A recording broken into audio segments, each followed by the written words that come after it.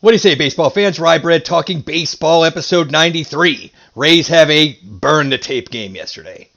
But it sets up today's MLB slate brought to you by Magnum Extra Large Condoms because there's a big rubber match all over the board today.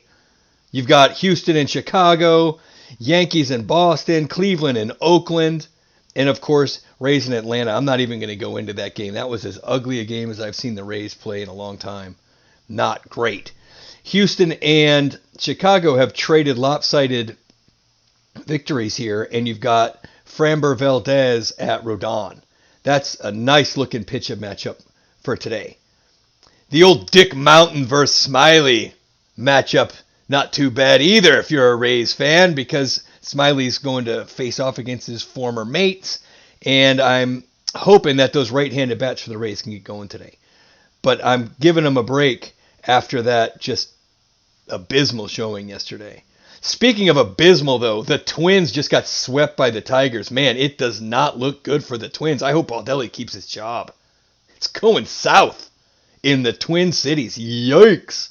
You don't want to get swept by the Tigers. But we said it early. The Tigers weren't going to challenge this year, but if their pitching arrived early, they were going to be a harder out. And it seems to be coming to fruition here. The Tigers' young pitching is doing better. And if they manage to string together some hits with that lineup, watch out for the Tigers against the middling opponents and below. But the high-powered teams are going to be able to handle the Tigers, you would think. But they got to love it after a sweep of the Twins. Twins just, man, can't get anything right. Feeling bad for the Twins because we like Rocco. Big Rocco house. But on to these rubber matches. The Boston and New York game shouldn't have been played yesterday. It was a complete joke. And then you've got this fan firing a baseball down at Verdugo. Man, I'm not a Red Sox fan, but I like Verdugo. You don't have to watch a lot of baseball to know that Verdugo gets it. He's always cool with the fans. I don't watch a lot of Red Sox baseball. I watch some highlights. I occasionally watch a big game for the Red Sox, but they're not my favorite team by any stretch of the imagination. I watch it just to be informed. And I can tell you that Verdugo is a dude. And for this Yankee fan to fire a baseball at him and hit him in the back, it's just garbage, man. Yankees trying to take over the top spot from the Phillies for worst fans ever. It's not like the Red Sox fans are some kind of altar boys and girls. But man, that's a bad look for the Yankees. And then they got a video of the Yankees in the stands just eating their young. Guys throwing haymakers out there. People just forgot how to act.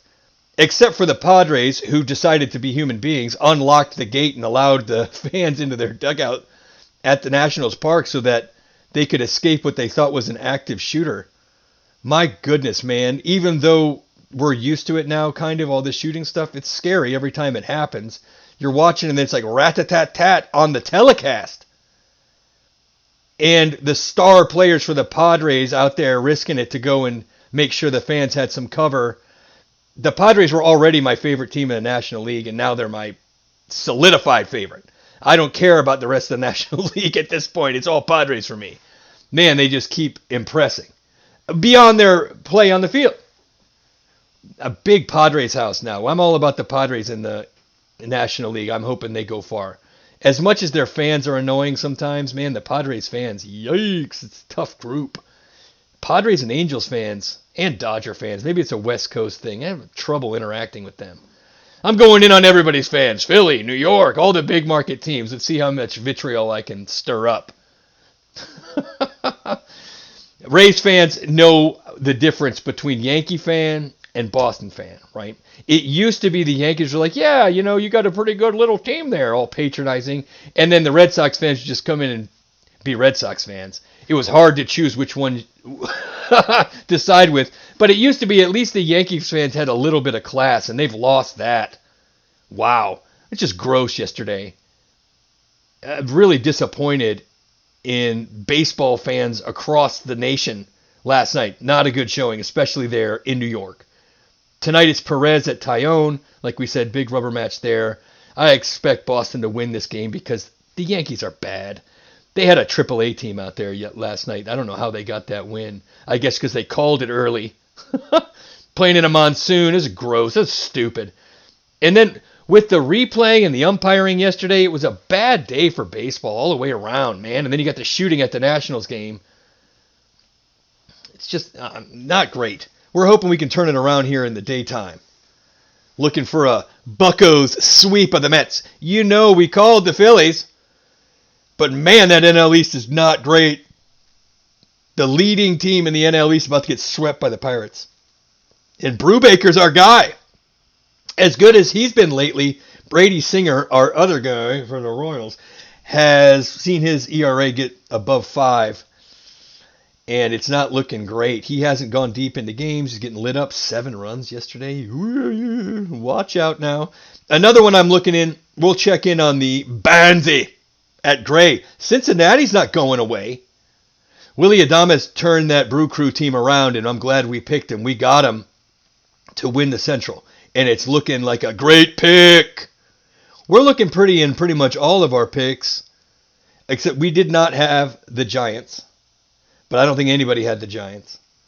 But across the rest of the board, it's standing pat as the way we had it. So we'll see if the Phillies can climb back in. But, man, they're not looking great either, despite the fact that they should be better. They've gotten some guys back. And as bad as things have gone for the Phillies, it has not gone anywhere near as bad for them as it has for the Twins. I still can't get off how bad the Twins are. Tigers sweep the Twins yesterday. I still can't get it out of my head. I can't believe it. Tigers pitching coming around. We've been on it from the start. And I can't believe how poorly the Twins are playing. I just can't believe it. Later on in the show, I want to get to some cards, but this one,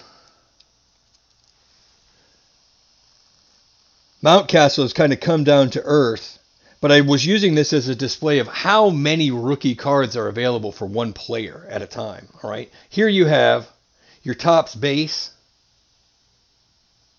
Mountcastle, all right? And then you've got your Bowman base, Mountcastle. And then you've got the specialty cards. He had such a fantastic 2020. They put this guy on the special editions.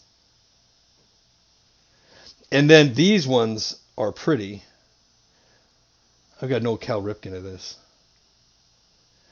But it just goes to show you got to know what to collect, right? Bowman and Topps are the baseball cards you want to have. Panini's starting to get into it with their Select. But Panini Select, just like Diamond Kings, they do not have MLB licensing, so the cards are not as sought after. If you want your baseball cards to have value, you're going to need it to say Bowman at the top.